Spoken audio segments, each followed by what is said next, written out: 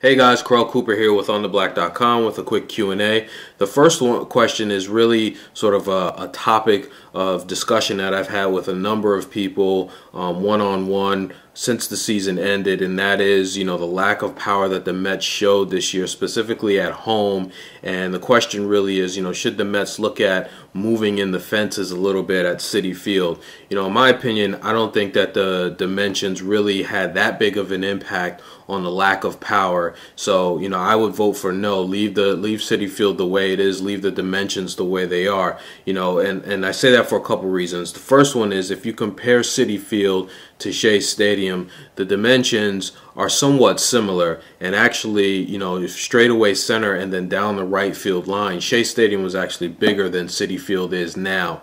So I really don't think that although it did have an impact, I don't think that the dimensions are the biggest decline for the Mets drop off in home runs this year. Also, if you break down the Mets home runs that they hit at home versus on the road, they actually hit more home runs at home than they did on the road, 49 to 46.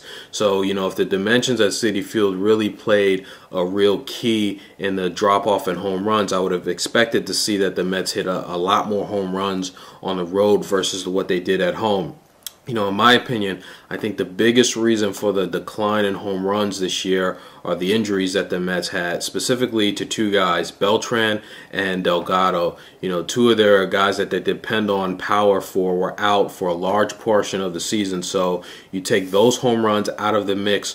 Plus, if you look at the fact that those guys bat around David Wright, he didn't really have the protection that he normally has, so he probably didn't see the types of pitches that he normally would, and that could be, a reason for his decline in home runs. So I vote for leaving the Citi Field dimensions the way they are. The Mets need to focus, obviously, this offseason on a first baseman and a left fielder, so hopefully they'll fill those two spots with a couple guys that can hit for home runs and hit some power, and you might see an increase in the Mets home runs next year.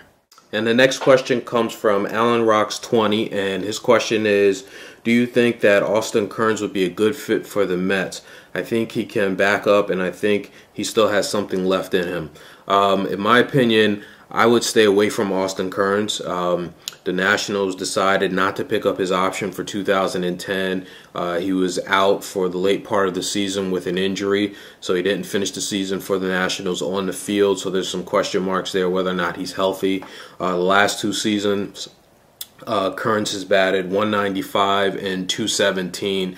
I think with the Mets and the way their outfield looks like it's going to shape up, Beltran in center, Francoeur and right, hopefully a power hitting free agent they'll bring into play left.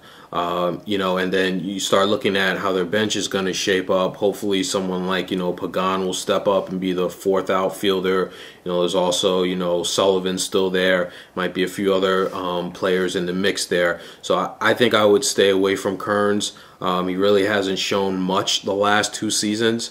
This is a season where the Mets need to, in my opinion, not sort of take a chance on players that they don't know, that are sort of question marks, and really sort of get solid players in here that are going to do well, and that includes the bench, because they need to make sure that that bench is strong. So in my opinion, Austin Kearns would be a player that I would stay away from. So that's it for my Q&A, guys. Let me know what you think, and I'll talk to you soon.